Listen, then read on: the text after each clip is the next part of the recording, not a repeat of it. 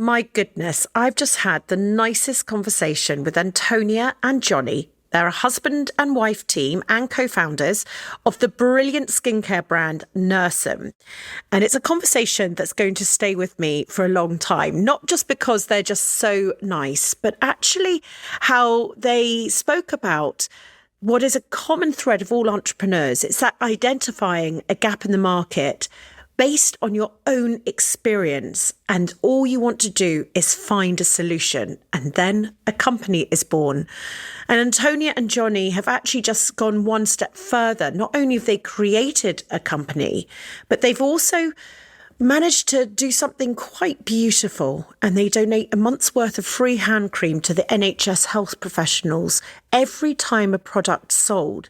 Now, you might think that's an odd thing for nurses to want. You must listen to hear the unbelievable truths that our nurses go through, and how Nursem, this beautiful brand, is really not only serving to do good for all of our hands, but is actually doing so much good for those that we should thank the most. I really hope you enjoy. Bow your head and let your eyelids close on down. Where we're going, you won't need to bring your frown. Hi, I'm Holly Tucker, and welcome to my podcast, Conversations of Inspiration.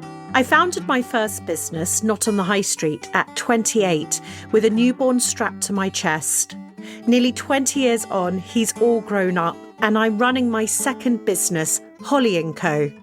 I've learnt so much about taking risks, running a business, and some extraordinary life lessons along the way, and I know others have too. Yet despite the wealth of experience we have between us, lessons like this are often left unheard, and it can feel like we're travelling our paths alone. So I've reached out to founders and those who simply inspire me to share their hard-earned wisdom with you. My hope is that collectively, these remarkable realizations will help you on your own journey. I like to think of it as inspiration for life. If you enjoyed this episode, might I ask you to share it with a friend and to like, subscribe and review it so that together we can ignite people's passion across the UK. Now, let's begin this week's Conversation of Inspiration.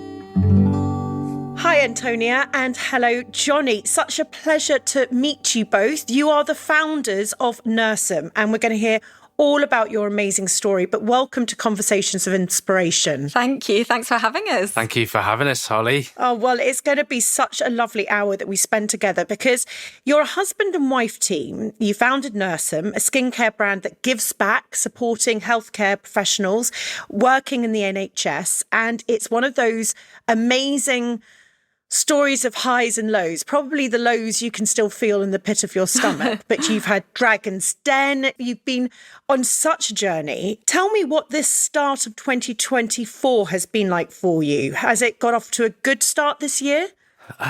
Yeah, it feels quite liberating, if I'm honest.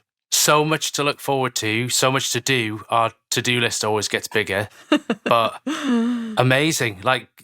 I feel like we've got full of energy and excitement. And I saw that you'd just had a phenomenal response to your crowdfunding that you did late last year. What was that like, Antonia? Because I can imagine it's nail-biting stuff. Absolutely. I think the reason, well, we'll go into this in a bit more detail, I'm sure, but the whole idea of a community, our community investing in us is just absolutely amazing. And I think it kind of has made us realise even more what a fantastic community we have, for starters, but also the fact that they're willing to get behind us and back us.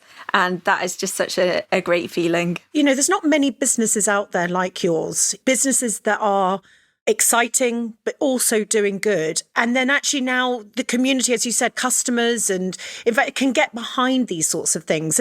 There's not many brands like yours. How did it feel when you saw the response? Was that to crowdfunding? To crowdfunding, yeah. It just went off, didn't it, in a couple of days? Yeah, unbelievable. I mean, we're in Newcastle. We work from home most of the time. To be able to have that kind of response from people that you've never met before, from all over the country, and in fact sometimes in other countries as well. It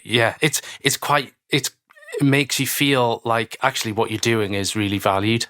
which keeps you going for longer. It's what entrepreneurs need, isn't it? Yeah. It's like our jet fuel packs get sort of recharged. Totally. And we live off it for the next year. Yeah. I'm wondering if before we delve into your story properly, might you just give us an overview of Nursem and what you sell and how you give back, just for those listening that might not be familiar? Well, Nursem is about caring and effectiveness.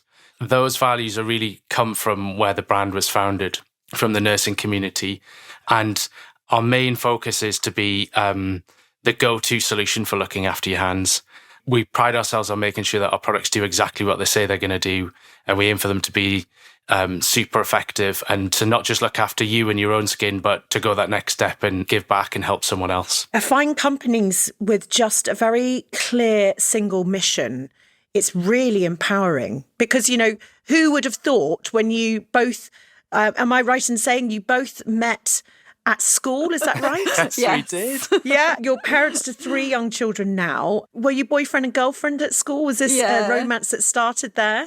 Yeah, so I was the year below Johnny. So I was 16 and Johnny was 17 when we started going out at school. And I just used to know him as Mr. and Mrs. Philp's son. So 2 of the technology teachers at school were Johnny's parents. So I was slightly nervous about that. But so started going out. Johnny was in lower sixth and I was, I was in lower sixth. He was in upper sixth.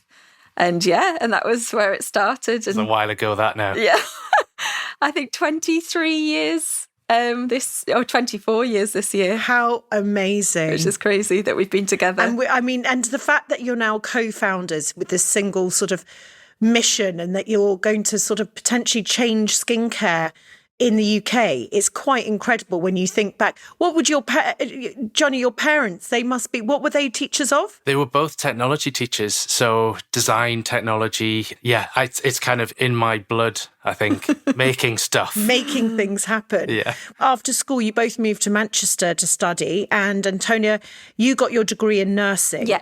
Had that always been something that you'd wanted to do? Yes, absolutely. I think I wanted to be a nurse from the age of about 5, and I used to kind of line my siblings up and administer all sorts to them and put bandages on and things like that. So that was definitely very much discovered at an early age, and I just loved always looking after people. And I feel like it's very much within me. It's definitely a vocation, and I feel that has always been my thing. Like a massive part of my identity really is the fact that I'm a nurse. Yeah, I mean, just such respect to you. And Thank you. It sounds like were your parents in the profession? No. I'm one of 7 though. And a couple of my siblings have gone into medicine as well. And I think probably just that kind of having to look after each other a little bit has maybe started it off. I don't know. Protect each other. Yeah, and Jonny, your background was in marketing and innovation. Had you always had an entrepreneurial itch, do you think? Like, were you starting businesses at a young age and selling things to your upper sixth crew? Yeah, I think I there was always something in me that was trying to sell something, make something. I've had various things that I've done over the years, but I'm a bit jealous of people like Antonia where they've kind of known what they've wanted to do for a long time. It's so much easier. Much easier. You don't have to spend ages trying stuff all the time. What were some of your early adventures like, Jonny, when you were thinking about businesses? Well, I only lasted a few months at university. It didn't really work for me. But whilst I was at uni, I spent more time in the library conjuring up a business idea. And I remember launching a product into Boots. I think it was about 1,200 boot stores or something, nearly all of them. I didn't have any money, didn't quite really know what on earth I was doing. And that was kind of my university, really. It was like... Well, you created a company and launched it into 1,200 boots from uni. Yeah. Whilst I was sort of in my dorm room and... Yeah, the library was pretty nice working from there. So I used to go down there and use the facilities. But it was hilarious because my goal was to get it into Boots, and I didn't obsess over the product. That was my success measure, was let's get it into Boots and then it'll be successful. And actually it flopped terribly. So I learned way more from that than had I spent a few months more at uni. The University of Life taught you exactly far, far more. If we fast forward a little bit, and by now you were both busy working in your careers. Antonia, you'd qualified as a children's nurse and started working at a children's hospital, and pretty much straight away started having problems with your hands. Yeah. And this is just one of these, I want to, there should be like a book created with the sort of the stories of entrepreneurs and how ideas happen, because it's normally, isn't it, from a real life experience that then someone decides to solve the problem, because it was nearly the end of your career, as in like your hands were so bad before you'd begun. Can you tell us about that time in your life and how that problem manifested itself? Yeah, of course. So I had started on a kind of busy medical ward, and so I'd have like 5 or 6 children a day in my patients. And the nature of the ward was that there was lots of IV antibiotics that had to be given. With that, you're kind of constantly washing your hands. So on average, about 50 to 60 times a day. And my hands my just, goodness. And I was at like 20, I think I would have been about 23. And my hands just went, like, they were just horrendous. So they were cracked, they were bleeding. I used to hide them. Like, I'd go and type in my PIN number into a chip and pin machine, and I'd just like be mortified because I felt like everybody could see how horrendous they were. And I basically wasn't allowed to work. So I went to my ward manager and she said, no, you need to go and see occupational health. Went and saw occupational health, and they said, you need to take 2 weeks off work at least until they're better. And then we need to potentially look at this further. So there's not really that many options for kind of healthcare staff whose hands become like this. And kind of the only options really were really heavy emollient-based hand creams or steroids, which neither I really wanted to do, but I tried multiple hand creams just to see if I could find a solution. I was really angry. I was like, this is my job that I've wanted to do forever, and potentially this problem is so bad that I could potentially not be able to work as a nurse. I never even thought of this, though, how much you have to wash your hands. Yeah, exactly. And I don't think healthcare staff are alone in this at all. Like, I know that a lot of people, like a lot of creatives, use their hands so much, like hairdressers, gardeners, florists, builders. Like, we've got so many people that have the same problem, which is essentially like contact dermatitis. I can just remember going back home, back to my parents' house, and they were in the Lake District at the time, and I opened the door and I just burst out crying when I saw my mum, and she was like, what's wrong? I was like, I'm not allowed to work. And I was just literally devastated. And I think that pure kind of upset around it all, I was so upset that it then it kind of built up as this kind of anger. It's like, well, I need to do something about this. Like, I need to solve this problem because it's not just me. Yeah. So that was, I guess, in a way where it was born from. The light bulb moment. Yeah, exactly. And Jonny, as a natural entrepreneur, did you at the time see this as an opportunity, see this gap in the market? Obviously helping your wife, and it's a lived experience. And as Antonia's saying, you must have been talking to your colleagues who all were going through a similar thing. Was that the moment that you thought, actually, we need to do something? Well, I didn't realise how many nurses and midwives and other healthcare professionals there were across the UK. So at that moment in time, it was really just, I'd heard that story so many times. I thought, grief, we just need to sort something out for Antonia so that she can go back to work. Yeah. It was only a bit later that we started to do more research and then seeing the demand from other nurses that were contacting Antonia that the penny dropped. But it was maybe a year or so later before we discovered that. Discovered that there's such a need for it in that community. Yeah. I can empathise with Antonia's problem, but I didn't know any other nurses. I didn't have any friends who work in that environment. So as a complete sort of lay person, I was thinking, well, we just need to fix this for you first. And then, because otherwise the thing is with ideas is you can kill them too quickly. So if I'd have immediately gone, ooh, ding, I wonder if how many nurses are there, blah, blah, and gone down that whole route of, looking at numbers but it takes the love and the passion out of why that thing would have got created in the first place. Yes. So I'm really pleased that actually in hindsight, I just didn't do it. It was kind of just like, whew, straight over the top of my head. It reminds me of actually another guest, Danny Gray, who's the founder of War Paint. And he is another entrepreneur who also actually entered the Dragon's Den. And his business was founded basically on a solution to fixing a problem that he was experiencing. Yeah. You know, he was being bullied and there was no makeup for men, all these sorts of things. And we spoke about the power of trusting your gut. And I'm wondering if that point when you were dreaming up Nursem, if it just felt right, did you feel like you were following sort of something maybe predetermined? You didn't know what the map was, you didn't know what the coordinates were, but you sort of knew it was predetermined for you both? Yeah, I think it's about having a bit of trust in yourself, and the fact that I think the best ideas are the ones that are born from a problem. And I think that for us has driven us massively just throughout the creation of this business, throughout the kind of the harder times, because we know that it's needed and it's required, and it is a huge problem, and that problem's not going to go away. So actually that then gives you more fuel and more fire in your belly to keep going when the times are hard. I think actually when I think about what you was just saying there, and you do, because, you know, we're going to go into your story, which has certainly had some roller coaster moments, but actually when the idea is so pure, you know, it is solving a problem that is true. You know, this is a true problem and this is a solution. Yeah. I think it's very simple, but it is such a life raft for us entrepreneurs to hold on to that, when actually sometimes what can happen is you actually forget it.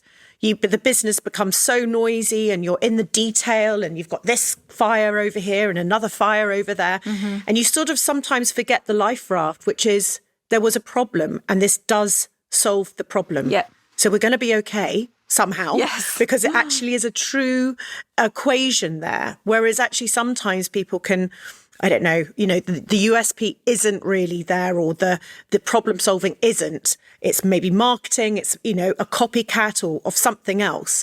And that's very hard for them to hold on to something when times are tough. Totally. Absolutely. I think that the validation of the demand piece is another thing that I think for entrepreneurs who are sort of maybe at that stage, how do you quickly validate that people need what it is that you're looking to create or have already created?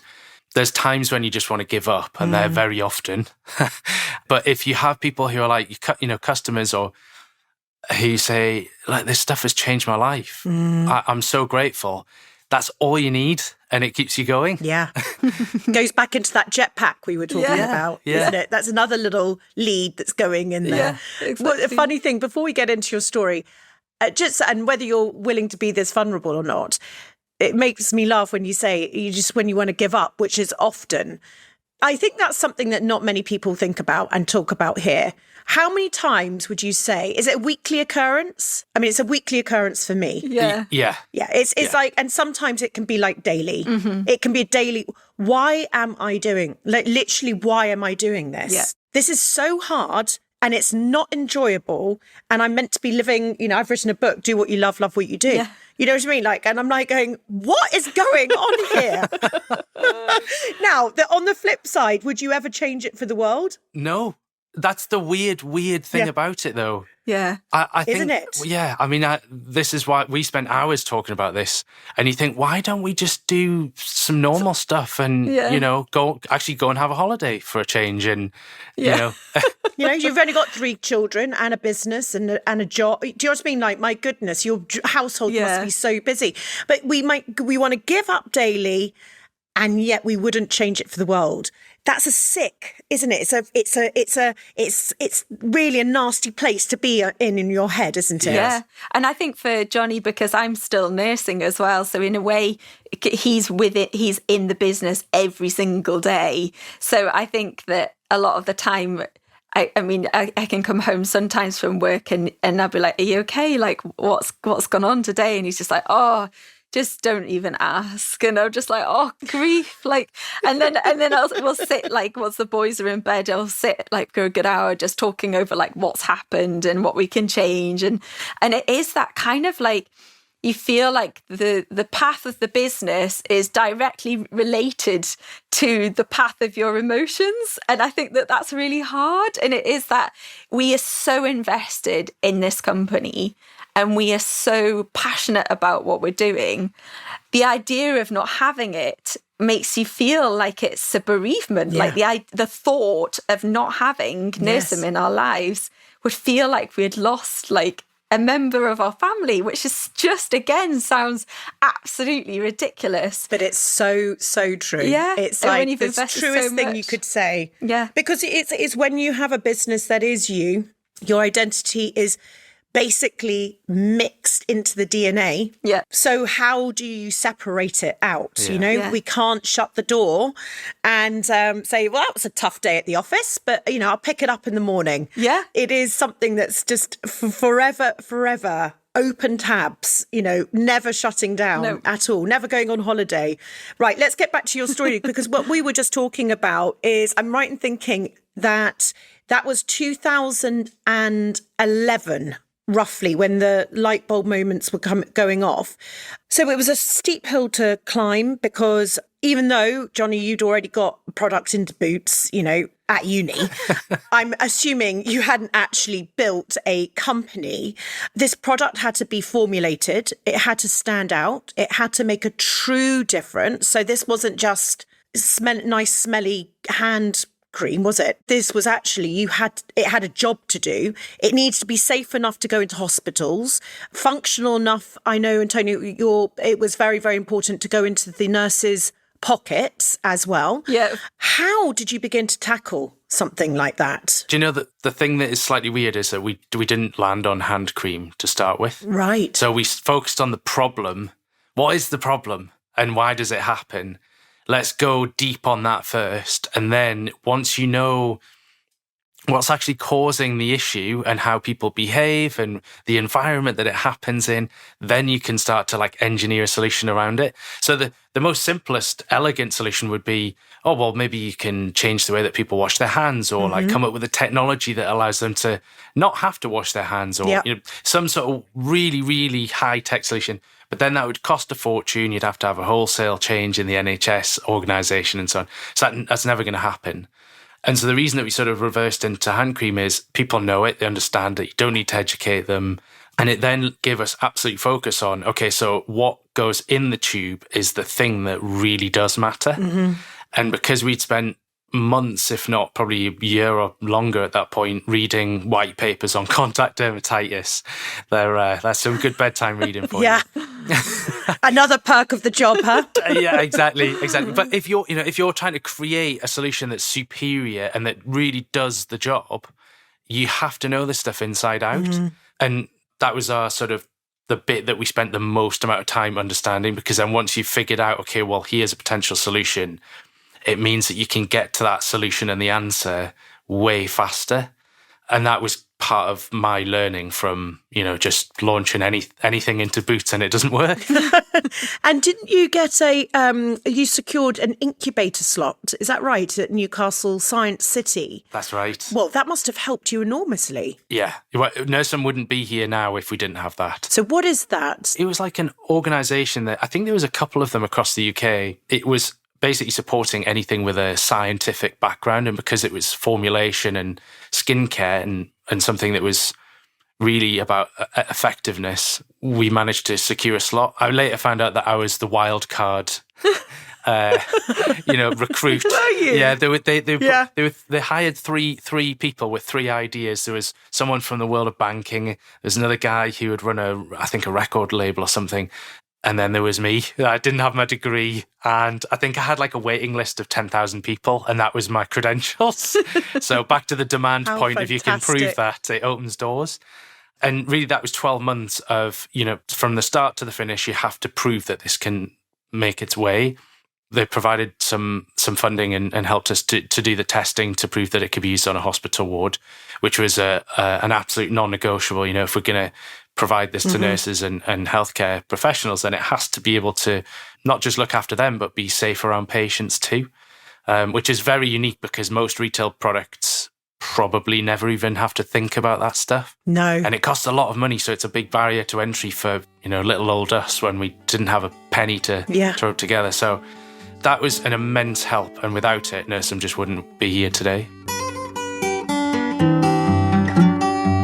Since I was a child, I've always been curious about art, passionate about trying new things, and fascinated by finding new ways to express myself. And since setting up my first business, Not on the High Street, my vision has always been to create a world in which someone just like you or I can be creatively inspired. Whether that be through a podcast like this, by helping you turn your dream into a business, or to enjoy shopping through thoughtful, never-seen-before finds that can take you in a new direction or help show the world how you feel.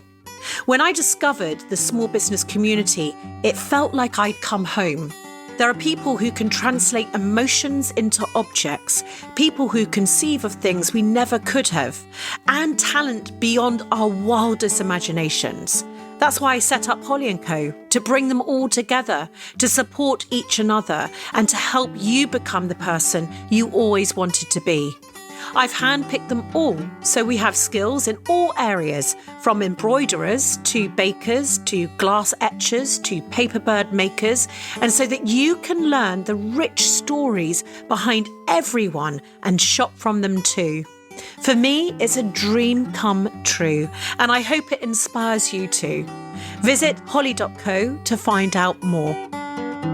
Now, back to our conversation of inspiration. So you developed the new hand cream. You had your first batch, and I think I'm right in saying that you called it Yes Nurse. Was this... Am I right in saying that? So, I mean, That's you so don't need to be embarrassed. You should have heard some of my first names before, Not on the High Street. It's actually just insane. But I also read that you've said that you were very naive, that you had a lot of stock to shift, but basically nothing else in place. And I think these are the stories that I think are really important to share with people because I think we all have imposter syndrome, don't we? I bet they wouldn't do that, or how could we call it Yes Nurse? And, the stories you hear, it's just no one has got a linear line to success. Yeah. And everyone here is nodding along, by the way. So everyone listening is going, I know this, I know this. So I've spoken to many guests about this gift that we call naivety, because definitely 100%, if you knew what you know now, there is a definite chance that you wouldn't have started the company at all, right? Because why would we want to do this? Tell me about the struggles and challenges you faced at this time. So I think, initially, the name How long Yes have we got? Nurse, I know, the name Yes Nurse very much came from kind of like it was a very positive word, like yes, like it was a nurse, it's meant for nurses. But it was actually quite hilarious trying to have kind of proper conversations with people, and you would ring up on the phone and say, hi, this is Antonia from Yes Nurse, and they automatically thought it was some kind of like something a bit dodgy or some kind of like Carry On film or something like that, and we were like, oh grief, we've got to change the name. But like it's just saying it enough to then be like, actually maybe it's not the best name for the business. So we changed that. But you could probably talk a bit more, Jonny, about the struggles. Challenges specifically, there's a lot in a name as well, isn't there? People just don't take you seriously if they don't really believe what it is that you're saying. The number of times I stood in front of have a board meeting for the Science City guys, and if I had £1 every time they said, the world doesn't need another hand cream, Jonny, what are you doing? Yeah. It would be very different. I just got very good at kind of blocking that stuff out. Yeah. And thinking, you don't know what we know. What is it? What's that? It's called like contrarian thinking, which is if you understand a truth about the world that most people don't agree with, there's a chance that you can have a breakthrough because you'll be able to keep working on it, and you know that it's true, but everyone else is like, I think he's lost his marbles. I don't really know what these guys are doing anymore, but they're making hand cream. But we had a very different view of the world at that time, and still kind of do, to be honest. And then you had a pallet of stock in your house, did you? Yes, yeah. We lived in a flat when we first got married, and we used to have to put. It was an upstairs flat, so we used to put boxes on each stair as you were going up to get upstairs. So you had to kind of walk up sideways like a crab to be able to get to the top because there was too much stock in the flat. Well, you used your mum and dad's house quite a lot as well. So like for fulfilling the orders and stuff. So we would have, I can remember sitting on multiple nights, we would just have kind of like the stock all just spread out on the floor, and we're putting them into boxes and like writing little like handwritten notes and things. And I can remember, I think we had like an article in one of the magazines, and we got, it was just before Christmas, and we suddenly got like this surge of orders through, and it was like the biggest kind of amount of orders we'd ever had, and it was probably only a couple of hundred kind of thing, but it felt like such a big deal. So it was like, I think it was proper scrappy, if you want to say, for use of a better word, but so good. Yeah, but so good, but we never. Yeah, but so good. Yeah, so good. It's those.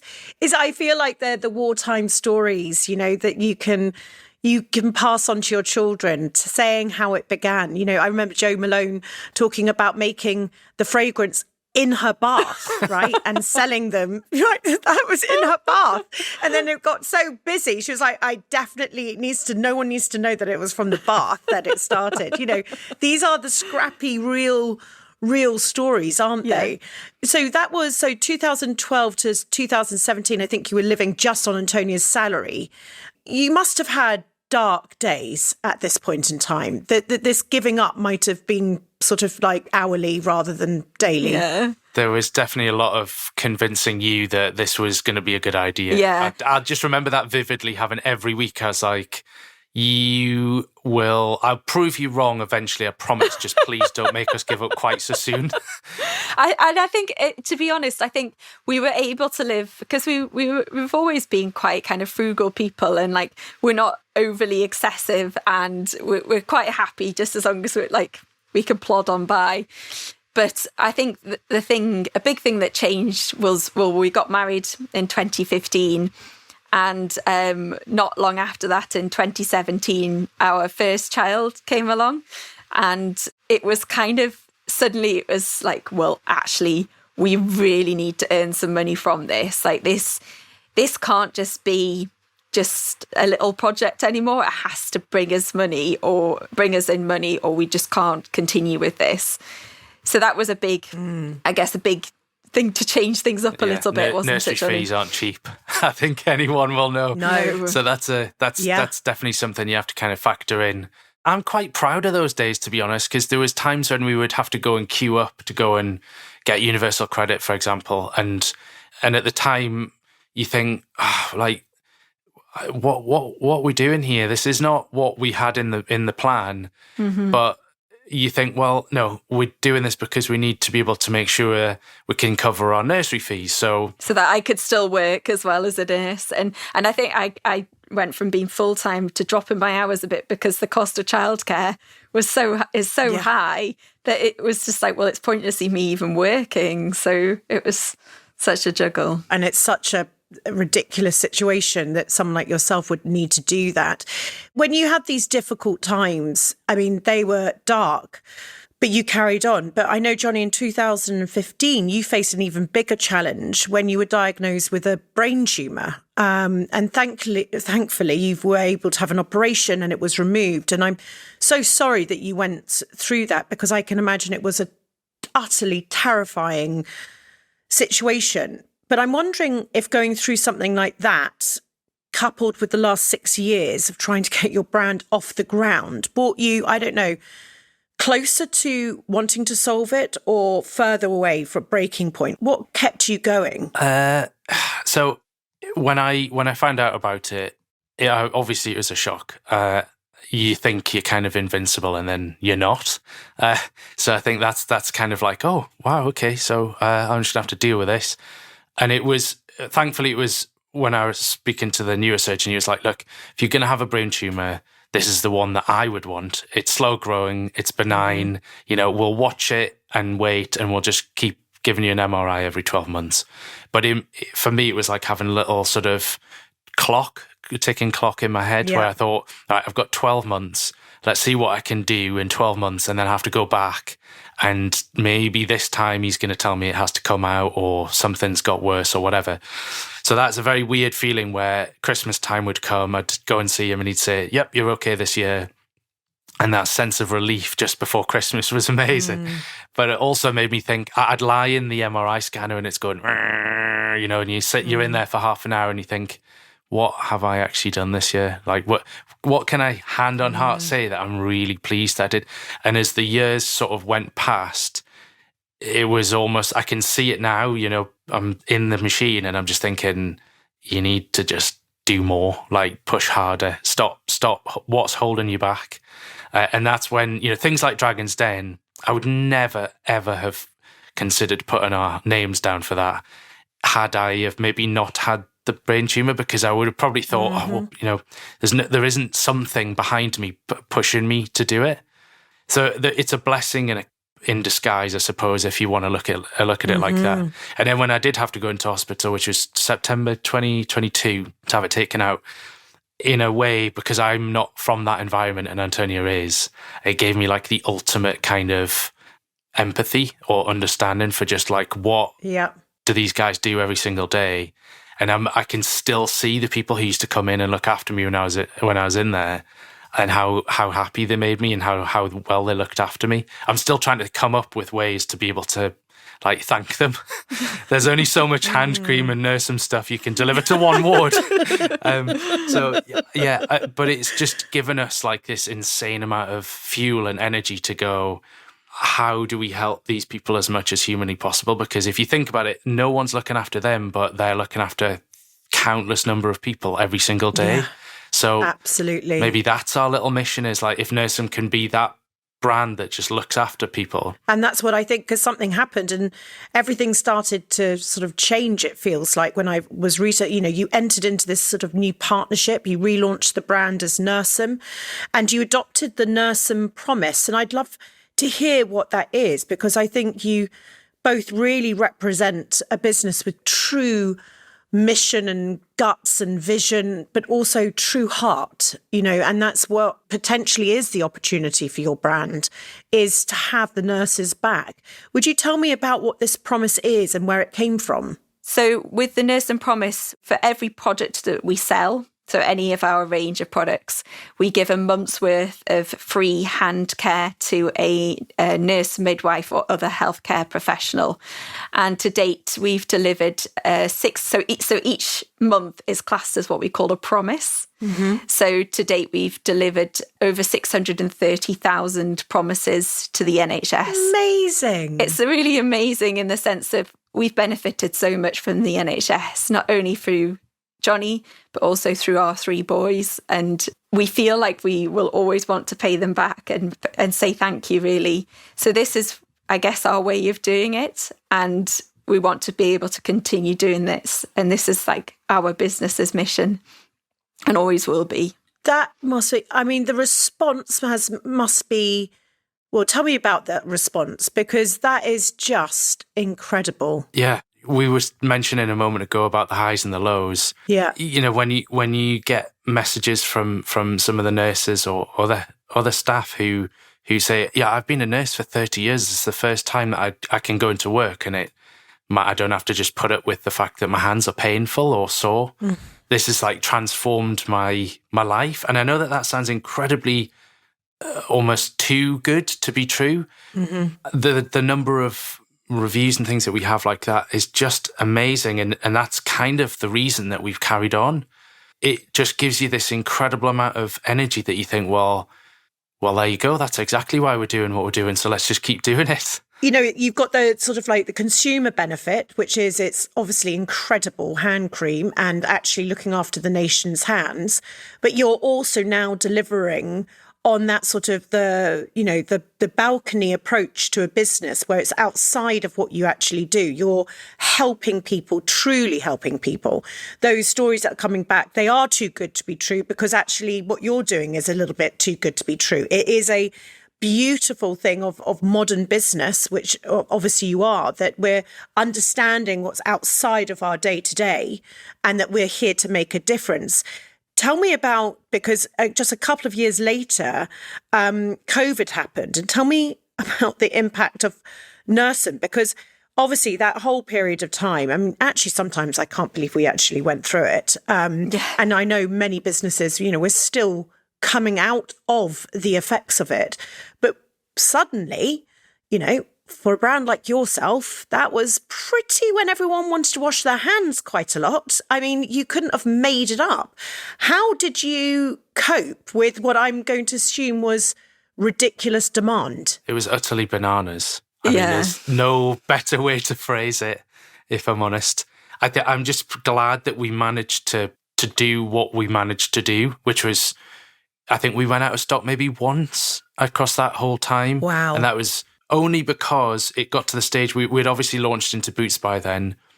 And whoever is out there who also works with partners like Boots, you can't miss deliveries. Like, you have to be there on time all the time.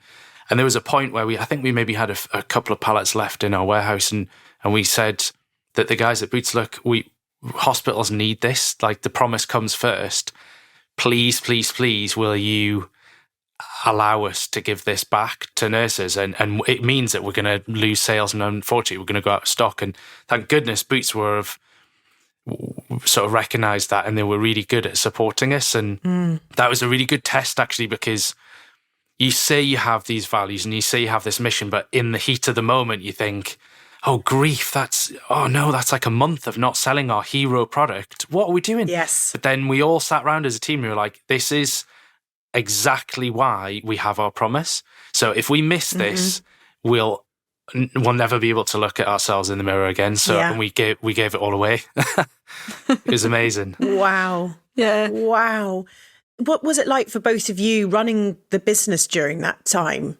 It was so stressful, yet it was the perfect storm for us, because the nation truly experienced what it was like to have to wash your hands 50 to 60 times a day, to have to apply hand gels all the time, to have to, like, that kind of massive worry about the fact of, oh my goodness, like, have I got an infection on my hands? If I touch somebody else, are I then going to give them an infection? Like, it's just, everyone was so heightened around it. And so everybody experienced it fully, and their hands broke down, unfortunately. And I can imagine you two as bosses, and you're pretty lovely bosses, I bet. And so this is where your work, people that work for you wanted to go above and beyond.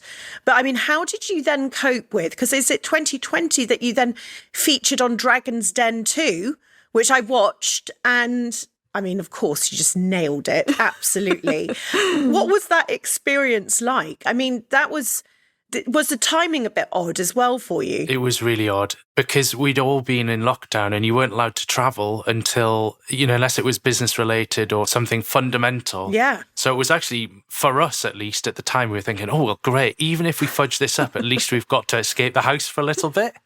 Yeah. Like, we're always winners here. So even if we don't get any offers, at least we've had a trip somewhere. But we'd been practicing for weeks and weeks and weeks. When you're learning a language and you'd print it out and stick it on the kitchen cupboards. We used to practice pitching to our two kids at the time. And they used to just gawp at us in the kitchen thinking, what is mummy and daddy doing? I have no idea. What are they saying?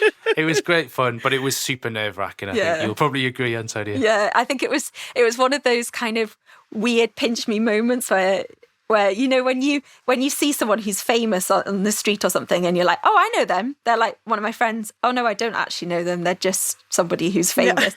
And like, to walk out of that lift and then see 5 people in front of you that you feel like you know but you don't know. And then we were well and truly grilled. I think we were in the den for about 2 and a bit hours in total, and it was pretty scary stuff.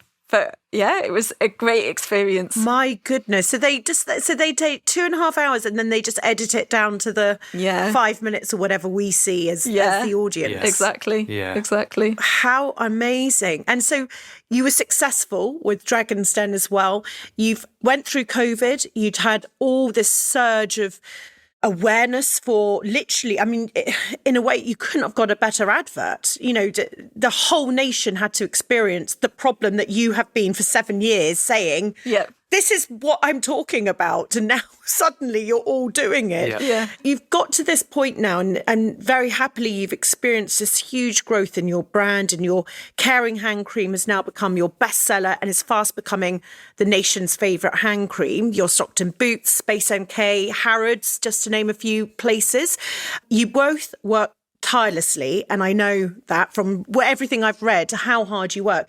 I'm wondering what advice you might share with those listening who perhaps are a year or two into their business, feeling like it might not happen. I'm thinking, Jonny, you know, going back to the bedroom, you know, 7 years, and the hourly, I'm not going to do this anymore, I cannot keep going. What would you say when you look back now?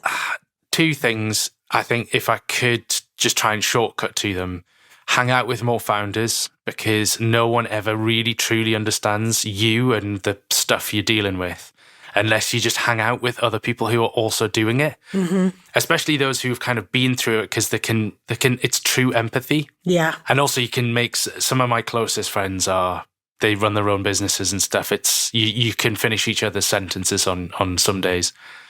And the other one is the demand thing. If you don't get a good response from people and you've been trying it, you just need to quickly assess, am I creating value for someone here? Because if you're not, then that's a question mark. Because don't forget that time, your time specifically, is not free and it's not infinite. Yeah. So you could be doing something else that maybe makes you happy or whatever, but unless you're helping someone and they're going, wow, this is incredible, then that's what you need to work towards. What would you say, Antonia? What would you? I think in a way that with business, I think people often think about businesses through kind of rose-tinted glasses, and they will see the end result. They'll see the people like rocking up in their like fancy house or in their Porsche or whatever it might be. Mm-hmm. And they don't realise actually there's a lot of hard graft and suffering that goes into that end point. And I think it's very, very, very easy to think, well, like, but that's what you're going to get. Like, there's not really going to be much to get to that point. But we've well and truly experienced what it's like to build a business and to have a lot of hardship around the building part. Mm-hmm. And we're still not there. Like we've built an amazing company, but we're not rolling in it. Like we're not kind of like, But actually, you're in the growth stage, aren't you? Exactly. But I feel like because we truly believe in what we're doing and we've built value through what we've created, it makes it easier. Like I was talking before, it makes it easier to put up with the bad stuff. Yeah. Because when you know that you've got something that really makes a difference, that massively helps. Yeah, the purpose sitting there. Absolutely. Protecting you from making that, pressing the red button, exactly. so to speak. And eject. Everyone falling out the bottom. Or so, eject, exactly, yeah. I'm out of here. Each week I hand this ad break over to our partners at Royal Mail, who I'm thrilled to say are huge supporters of the small business community and who I've worked with here at Holly & Co. for over 3 years. This week I wanted to remind any founders who are listening about the Royal Mail Small Business Hub. It's a fantastic free resource sharing all kinds of insights from trusted sources, and as a founder myself, I know all too well how crucial this can be. You'll find content, videos, articles, tools, tips, and information to support you on the roller coaster ride of being a founder. Now, I'm slightly biased as I share some of my learnings there myself. In fact, all the golden advice I can think of that I believe will help you on your journey, and some of the things I also wish I'd known along the way. So just head to Royal Mail Small Business Hub via royalmail.com to see how it can help you. Now, back to this week's Conversation of Inspiration.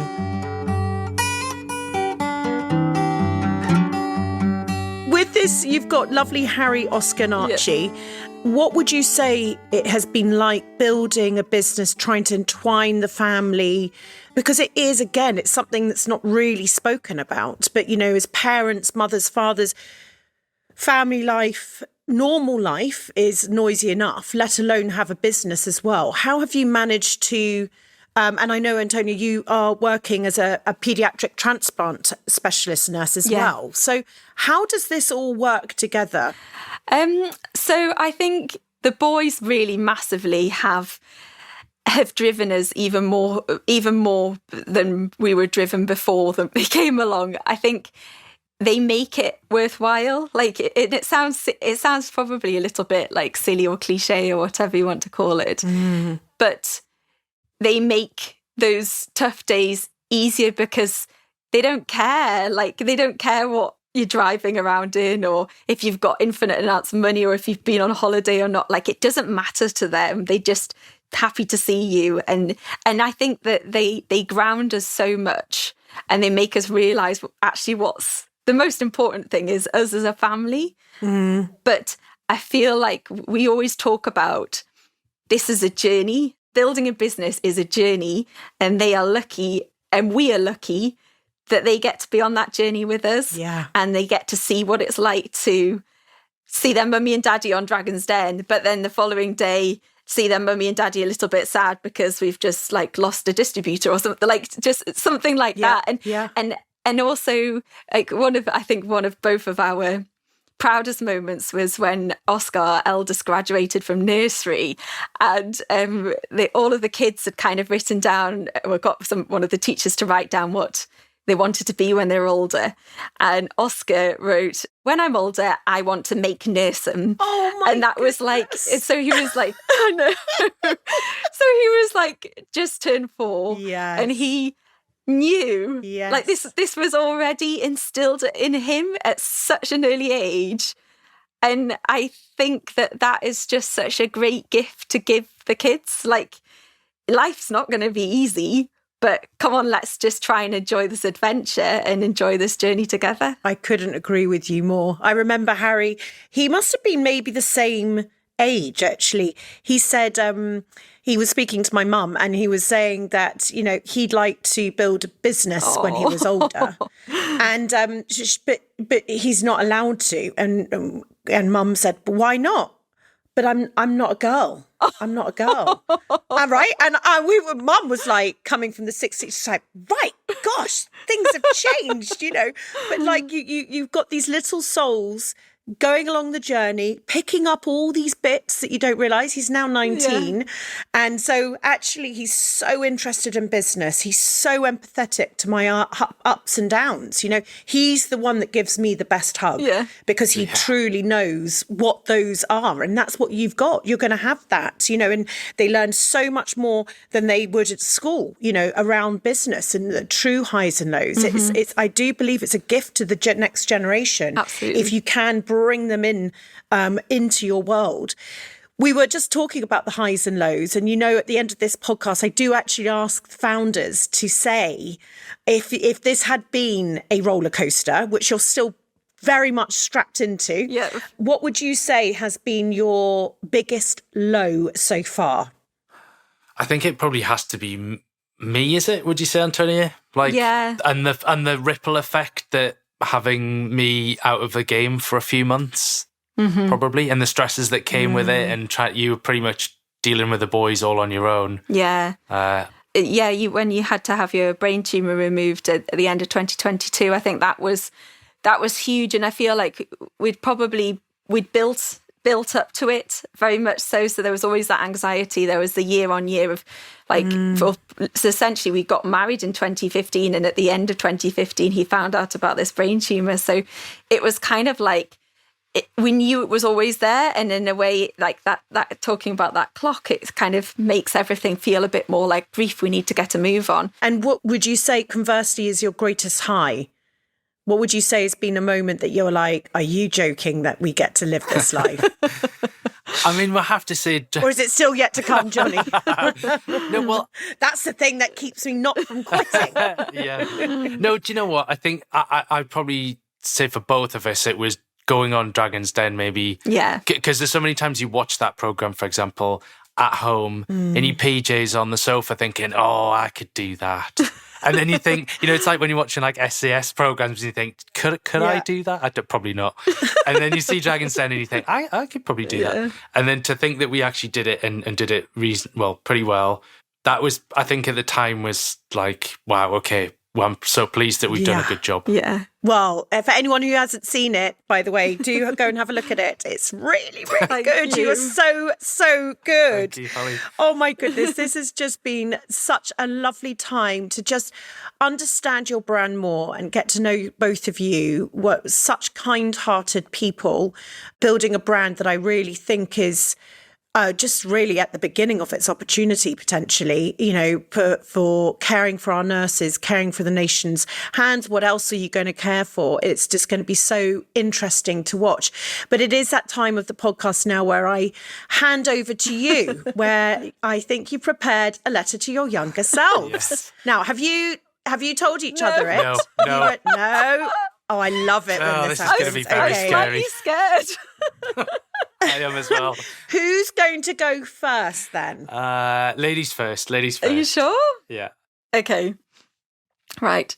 Dear Antonia, life is like a box of chocolates. You never know what you're going to get, is one of the truest quotes from the wonderful film Forrest Gump. I'll take the story of Forrest further. He struggled a lot through life, but through hard work, perseverance, repetition, and mindset, he achieved so many great things. I truly believe that you can too, Antonia. Oh, sorry, I'll take a breath. Right. Never, ever let someone tell you can't do something or be someone. You can absolutely be anything you want to be. Work hard and then work harder again. It will make life easier in the long run. Stick at the things you find hard and don't be afraid to ask for help. You are not a failure for doing so. Don't be afraid to be you. You are truly unique and you should celebrate that. Just because everyone else is acting a certain way or wearing a certain thing doesn't mean you need it to. You have your own inner beauty. Show it and share it. Surround yourself with people who light you up and who also love the light you give out. Sometimes during the hard times, your light may dim. The friends who are the best kind will sit with you and your dim light and find ways to bring that light back. Stand up for what you believe in and don't be afraid to speak up. Stand up for those who cannot stand up for themselves. We all have a duty to look after each other. Kindness cannot be underestimated. It will always go a long way. Be humble in life. As Mother Teresa said, we cannot do great things, only small things with great love. Life is not always going to be easy. Focus on the little things of beauty, the sound of the sea, the sky, wind rustling through the trees, laughter and fresh air.